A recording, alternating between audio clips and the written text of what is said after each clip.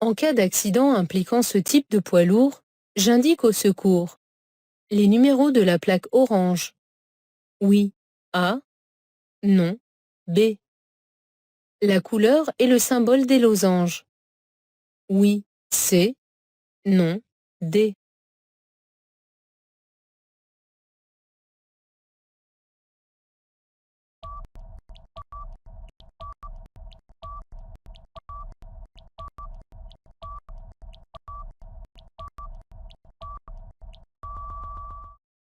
La plaque orange signale que ce camion transporte des matières dangereuses. Les numéros qui y sont inscrits indiquent les matières transportées. Les losanges précisent la nature du danger. Ici, du liquide inflammable et de nature à polluer l'environnement. En cas d'accident impliquant ce type de poids lourd, j'indique au secours toutes ces informations. Elles leur seront indispensables pour pouvoir intervenir avec le matériel approprié. La surconsommation de carburant liée à la climatisation est plus importante. En agglomération, A. Hors agglomération, B.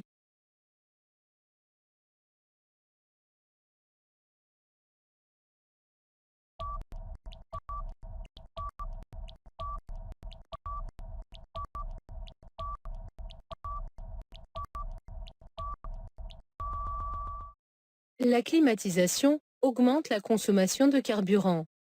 Lorsque l'air conditionné est réglé 5 degrés en dessous de la température extérieure, la surconsommation est d'environ 6% sur route et autoroute, mais elle est de 20% en ville.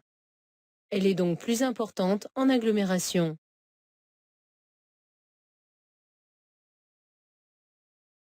Je peux tourner à droite? Oui. A. Non. B.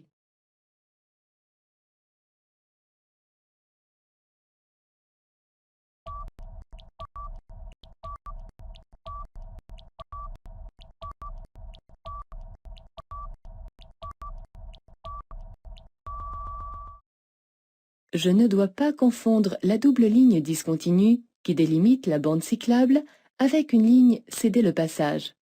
Il est normal que cette double ligne occupe toute la largeur de la chaussée transversale. Le panneau bleu que j'aperçois indique que la rue de droite est à sens unique. Il m'est possible de l'emprunter dans ce sens. Je peux donc traverser la bande cyclable pour tourner à droite.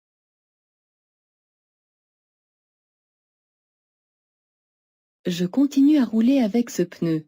Oui. A. Non. B.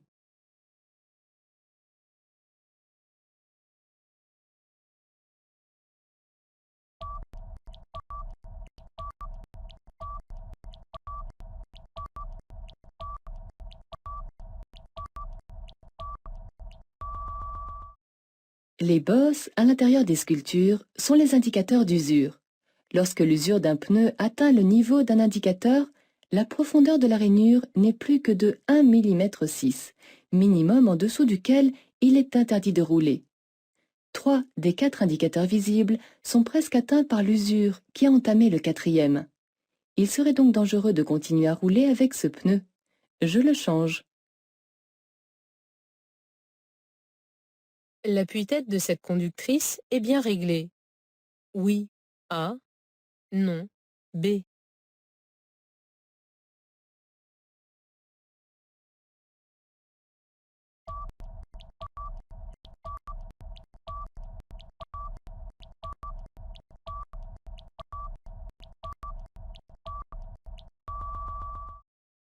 Il est important que l'appui-tête soit bien réglé.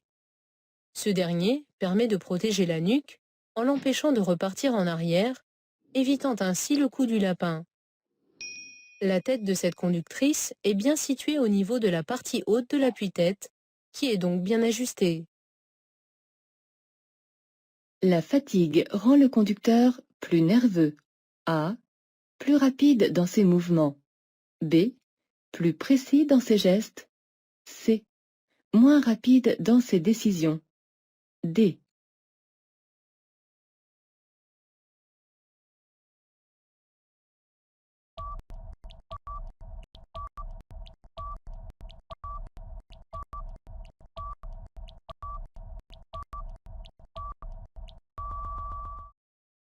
Un conducteur fatigué est un conducteur diminué. La fatigue rend le conducteur plus nerveux, c'est-à-dire irritable. Mais elle diminue aussi la rapidité de ses décisions et de ses mouvements, en raison de l'augmentation de son temps de réaction. Enfin, elle rend ses gestes plus brutaux et moins précis.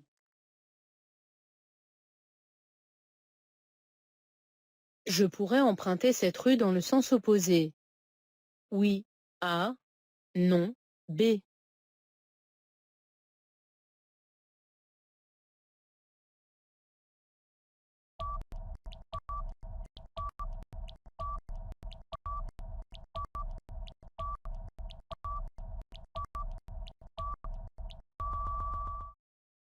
Le panneau indique que dans ce passage étroit, j'ai la priorité sur la circulation en sens inverse.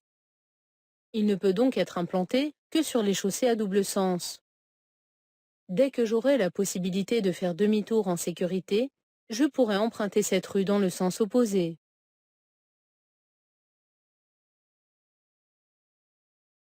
J'emprunterai une voie de décélération si je vais à Colmar. Oui. A. Non. B. À Bâle. Oui. C. Non. D.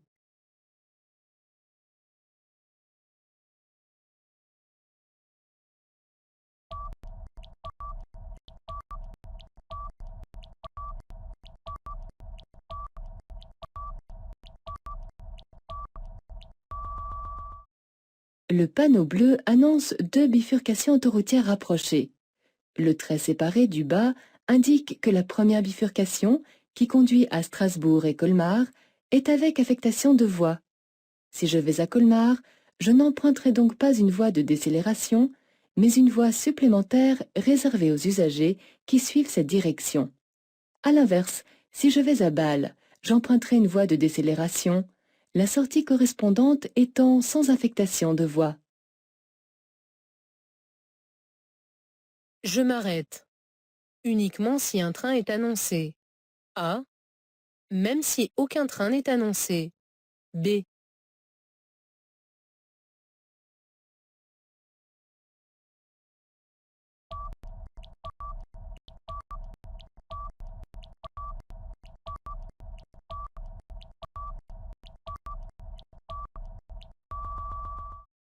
Avant de m'engager sur un passage à niveau, je dois m'assurer que je peux le franchir entièrement.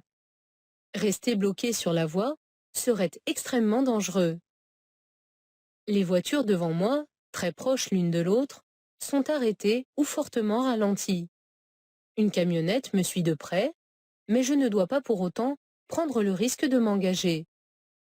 Je m'arrête impérativement, même si aucun train n'est annoncé.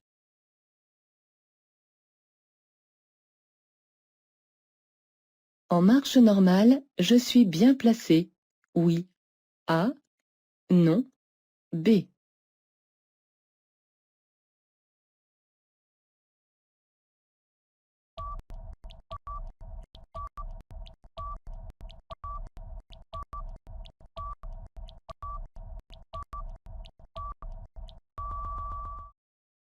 Un regard dans le rétroviseur me permet de constater que la large ligne de droite délimite une voie d'insertion.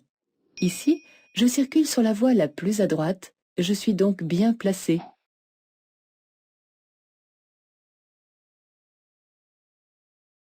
Je cède le passage à la camionnette. Oui. A. Non. B.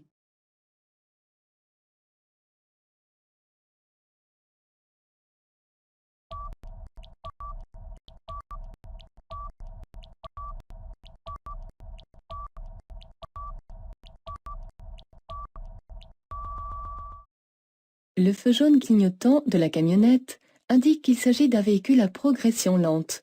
Les gyrophares d'un véhicule d'intervention urgente seraient bleus. La ligne blanche et le panneau de forme octogonale, vu de dos, m'informent que cette camionnette rencontre un stop. Par conséquent, je passe sans lui céder le passage.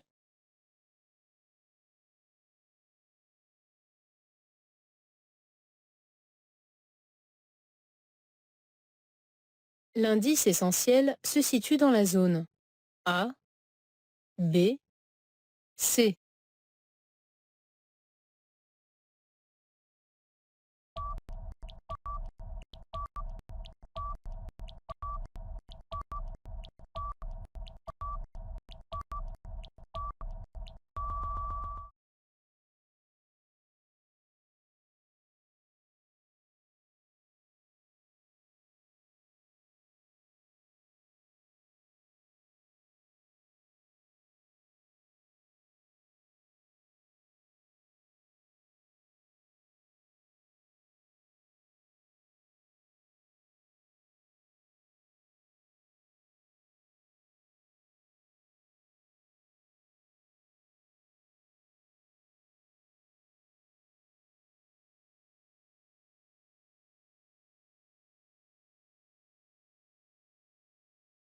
Dans cette situation, le klaxon est inutile, A, interdit, B.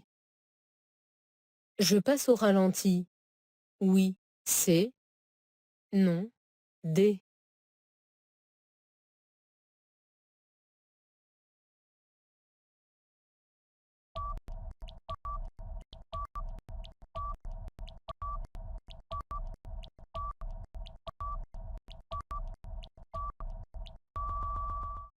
L'ouvrier de gauche porte un casque qui l'isole du bruit occasionné par l'appareil qu'il utilise.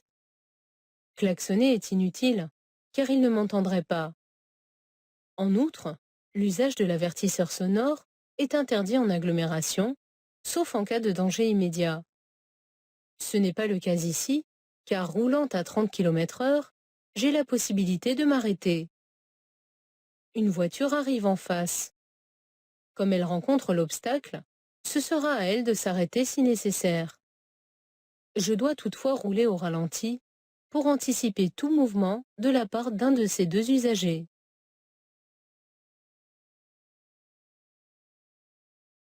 Tenir un téléphone en conduisant perturbe. La trajectoire du véhicule, oui, A, non, B. La précision des gestes, oui, C, non, D.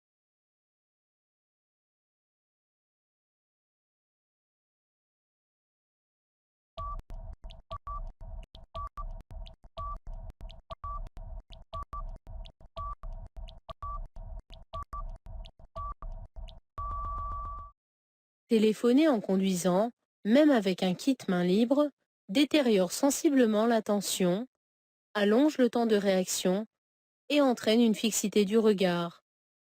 De plus, tenir un téléphone prive de l'usage d'une main, ce qui perturbe la trajectoire du véhicule et la précision des gestes. Le panneau du bas annonce un parking réservé aux camping-cars. A. Une station de vidange pour eau usée. B. Une station de vidange pour l'huile moteur. C. Un centre de contrôle technique. D.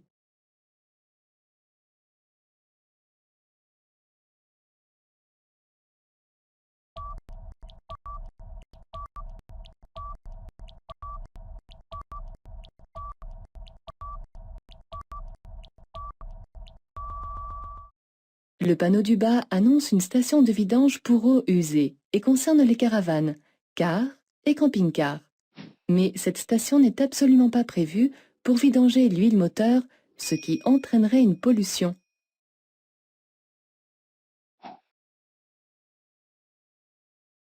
La file du milieu roule plus vite. Je peux changer de voie? Oui. A. Non. B.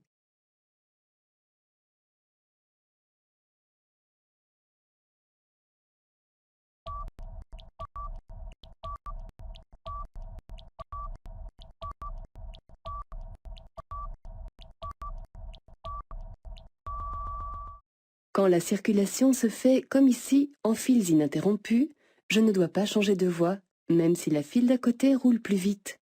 En le faisant, je surprendrai des usagers et j'augmenterai les risques de collision. Je ne pourrai me déporter que pour effectuer un changement de direction. D'ailleurs, à un moment ou un autre, la file de droite roulera certainement à son tour plus vite que celle du milieu. J'allume les feux de détresse? Oui.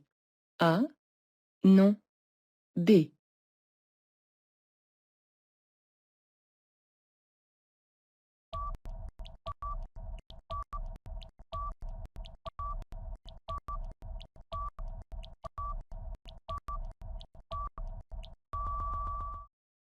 Sur cette voie rapide, le trafic est soudainement ralenti. Un regard dans le rétroviseur me permet de remarquer que la circulation était fluide jusqu'alors et que personne ne me suit. Étant à bord du dernier véhicule de la file, j'allume les feux de détresse afin d'avertir du danger les usagers qui pourraient arriver derrière moi. Ce geste limite considérablement le risque de collision en chaîne. Pour éteindre le début d'incendie d'un véhicule, À défaut d'extincteur, je peux utiliser de l'eau, A, du sable, B, de la terre, C, une couverture, D.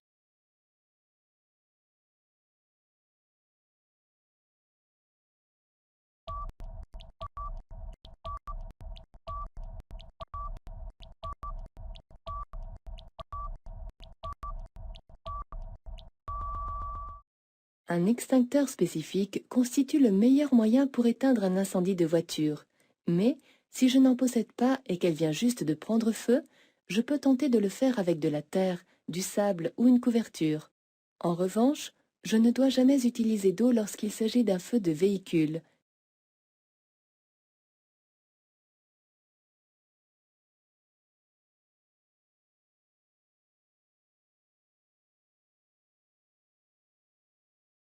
L'état de mon pare-brise me permet de détecter efficacement les indices. Oui, A, non, B. Je modifie la vitesse des essuie-glaces. Oui, C, non, D.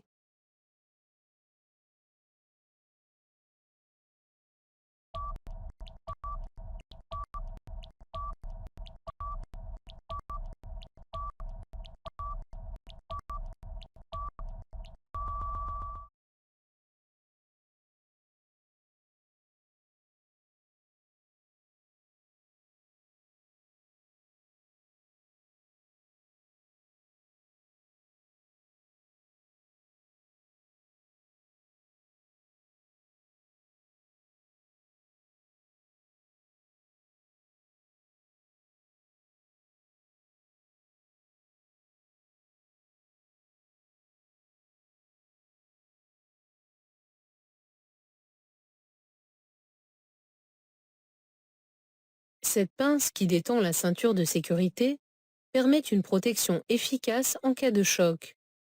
Oui, A, non, B.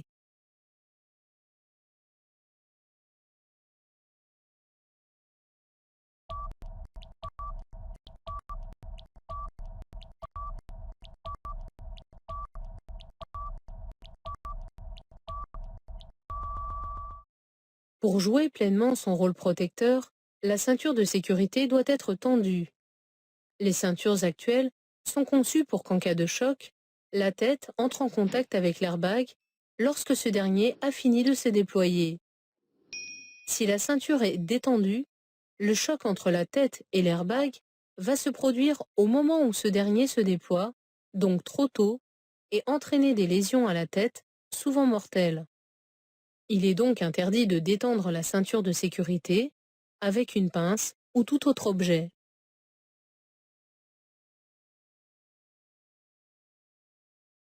Je klaxonne. Oui. A, non, B.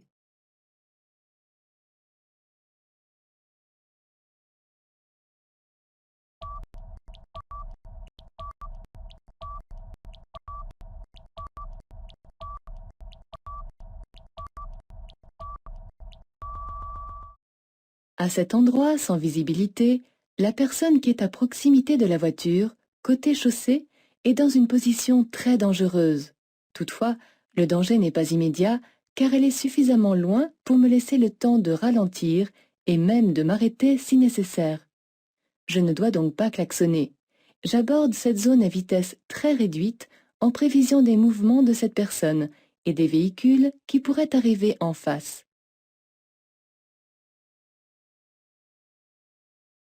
Je peux dépasser ce cycliste. Oui, A, non, B.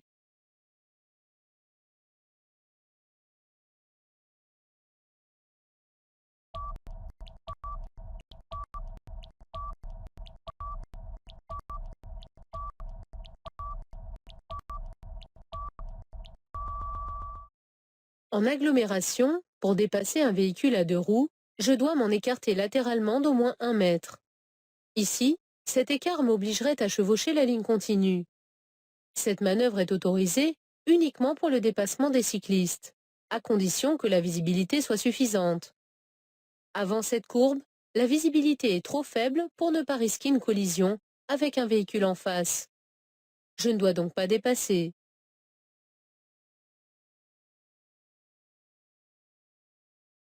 J'augmente la vitesse de fonctionnement des essuie-glaces. Oui. A. Non. B. J'actionne le lave-glace.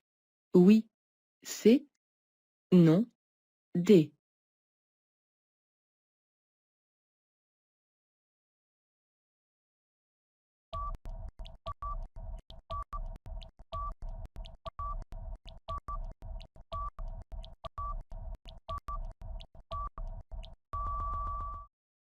Il est indispensable de bien voir pour détecter à temps un danger. Comme il pleut, mes essuie-glaces fonctionnaient déjà, mais la voiture qui me dépasse va projeter une quantité d'eau supplémentaire sur le pare-brise.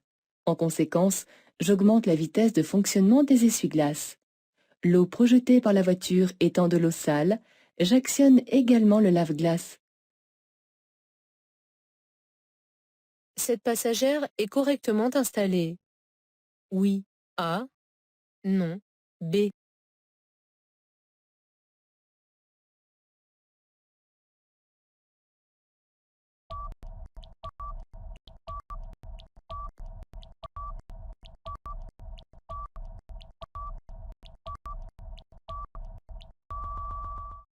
Cette passagère a bien attaché et ajusté sa ceinture de sécurité qui la tient au niveau de l'épaule et des os du bassin. Son appui-tête, avec la partie haute au niveau de la tête, est bien réglé. Cette passagère est correctement installée. La consommation d'alcool entraîne des troubles auditifs et visuels. A. Une augmentation du temps de réaction. B. Une tendance à commettre facilement des infractions. C. Une surestimation du danger. D.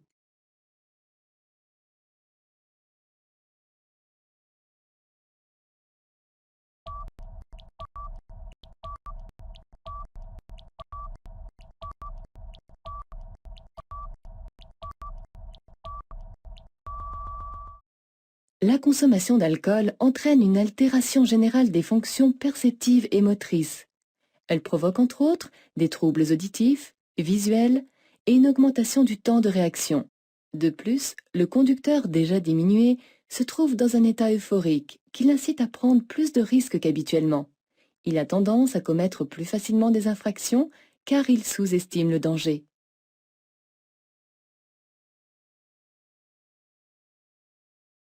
Le cycliste roule très lentement. Je reste derrière lui. A. Je le dépasse. B.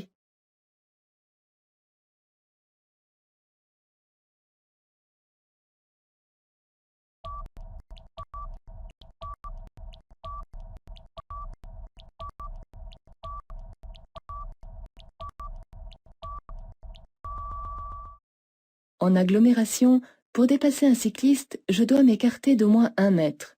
En face, la deuxième voiture est ralentie par la première qui change de direction. Elle peut tourner à droite ou bien continuer tout droit. Dans ce dernier cas, il me sera impossible de passer à 1 mètre du cycliste sans risquer d'accrocher la voiture. La situation serait encore plus dangereuse si cette voiture se déportait à gauche pour effectuer un dépassement. Dans le doute, je dois attendre un moment plus propice. Stationné à cet endroit, je risque une amende de 4e classe. A. La mise en fourrière. B. Un retrait de 3 points. C. Je ne risque aucune sanction.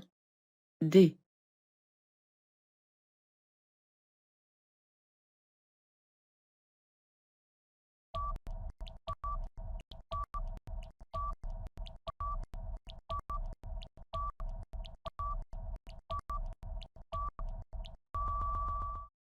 La large ligne à traits resserrés délimite une voie réservée aux autobus.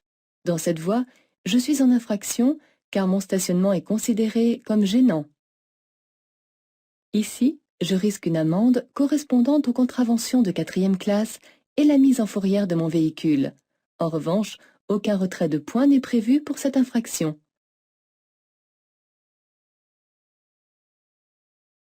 Je veux tourner à droite. Je passe à droite du camion. A. Je reste derrière le camion. B.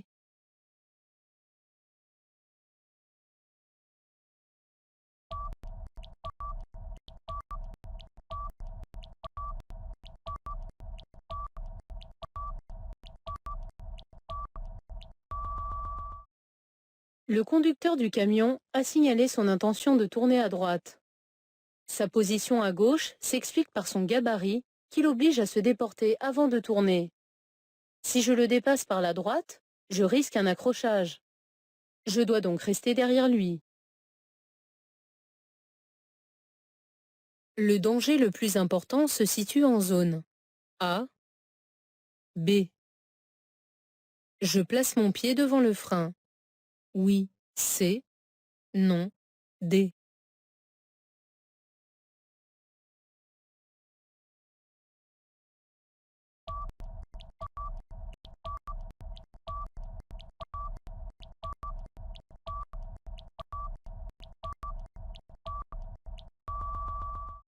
À l'approche de ces travaux, le danger est présent des deux côtés.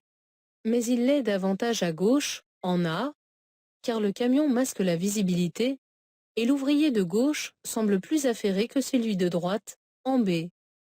Le danger le plus important se situe donc en zone A. Je place mon pied devant le frein pour anticiper les mouvements des ouvriers que je vois, ainsi que ceux des usagers que peut cacher ce camion. La camionnette a la priorité. A. Je klaxonne. B. Je passe au ralenti. C. Je m'arrête. D.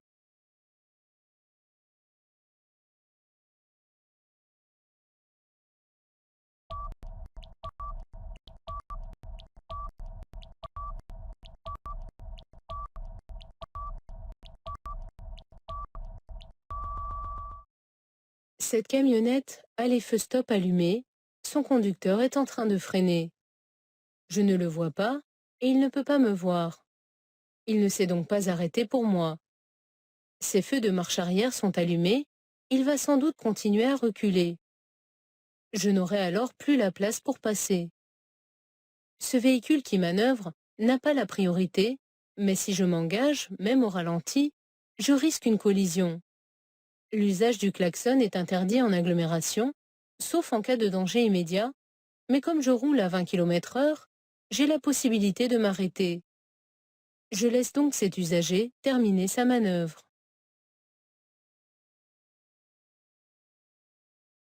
Un conducteur titulaire du permis en période probatoire devra suivre un stage de sensibilisation à ses frais s'il est sanctionné pour non-respect de l'arrêt au stop, A. Changement de direction sans avertir, B. Chevauchement d'une ligne continue, C. Non-respect de la distance de sécurité, D.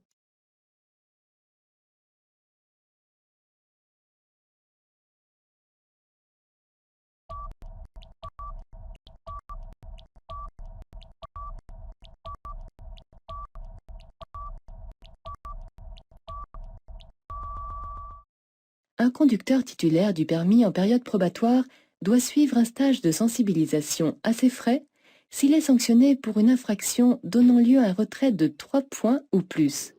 C'est le cas lorsque l'infraction est un non-respect de l'arrêt au stop, un changement de direction sans avertir ou un non-respect de la distance de sécurité. En revanche, le suivi de ce stage ne sera pas obligatoire en cas de chevauchement d'une ligne continue, la perte n'étant que d'un seul point.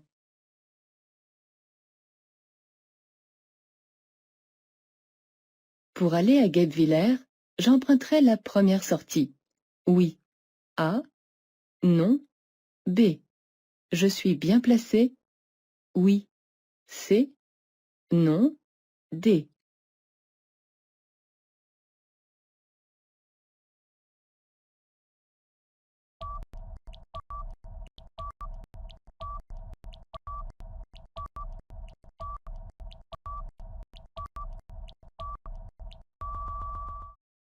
La signalisation annonce deux sorties distinctes. La première, qui conduit à Mulhouse, est à 1000 mètres, mais pour aller à Guebwiller, j'emprunterai la deuxième sortie, située à 1500 mètres. Les panneaux qui sont côte à côte, ne comportant pas de flèches, je dois rester dans la voie de droite, quelle que soit ma destination. Je suis donc bien placé pour aller à Guebwiller. Je circule sur l'autoroute A31. Oui. A. non, B. La prochaine sortie est à 16 km. Oui, C. Non, D.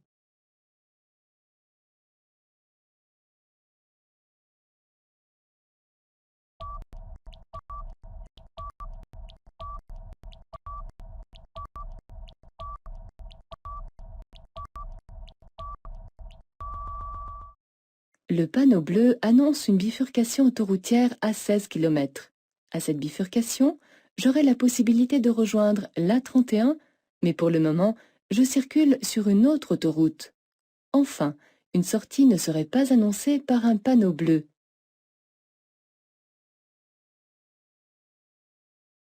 À droite, je peux stationner. Oui. A. Non. B. M'arrêter? Oui. C. Non. B.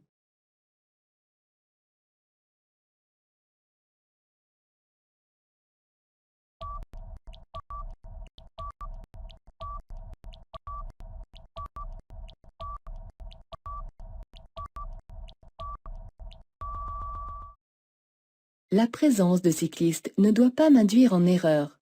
La ligne de droite délimite non pas une bande cyclable, mais un accotement où je peux m'arrêter ou stationner. Une bande cyclable serait délimitée par une ligne plus large à très rapprochée.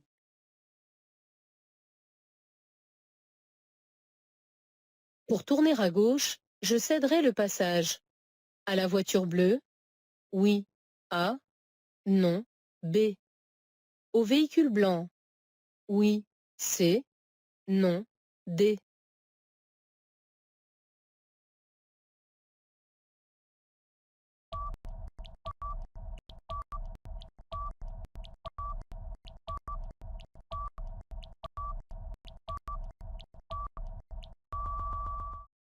Dans une intersection sans signalisation, la règle de la priorité à droite doit être appliquée. Je céderai donc le passage à la voiture bleue qui vient de ma droite. Tournant à gauche, je devrais également laisser passer le véhicule blanc en face avant de traverser la chaussée. Je ralentis. Oui. A. Non. B. Je chevauche la ligne à ma droite. Oui. C. Non. D.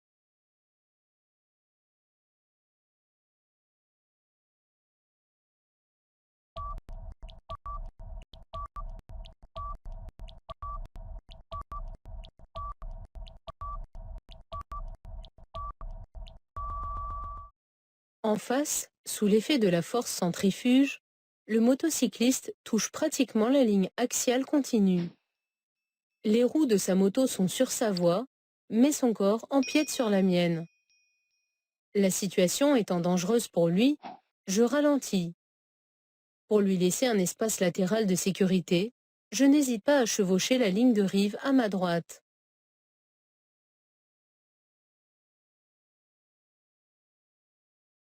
Je peux tourner à gauche. Oui. A. Non. B.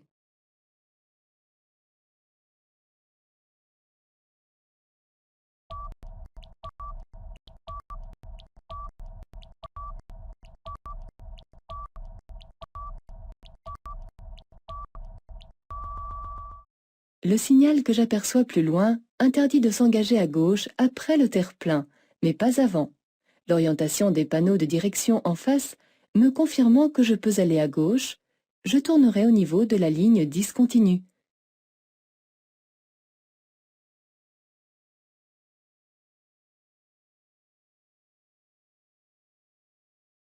La signalisation autorise le dépassement.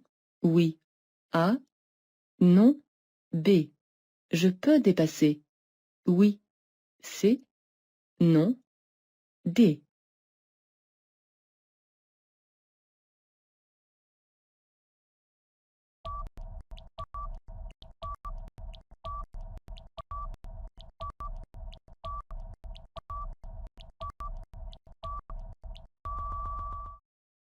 La ligne discontinue autorise le dépassement.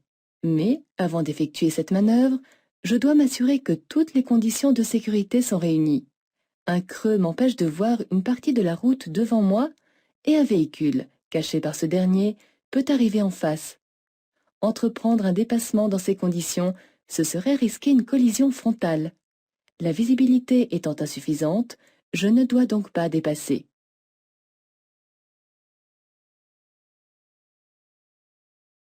Je peux continuer mon dépassement. Oui. A. Non. B. Dépasser le camion. Oui. C. Non. D.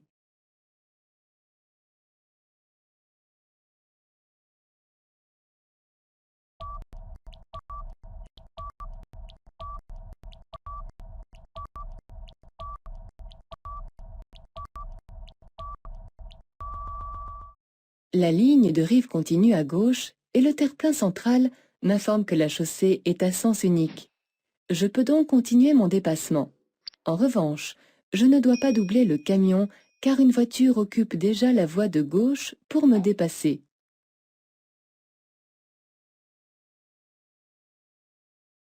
Le stationnement sera payant, de jour comme de nuit. A. Dans toute l'agglomération. B. Dans tout un quartier. C. Jusqu'à la prochaine intersection. D.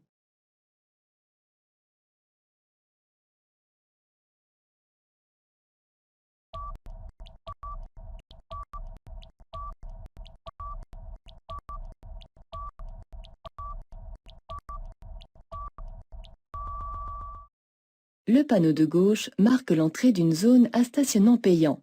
Généralement, le paiement n'est obligatoire que pendant les heures ouvrables. Une zone est constituée de tout un quartier comportant plusieurs rues, et elle prend fin au signal de sortie de zone. Rien ne garantit que le stationnement sera payant dans toute l'agglomération, puisque, avant ce panneau, il est encore gratuit.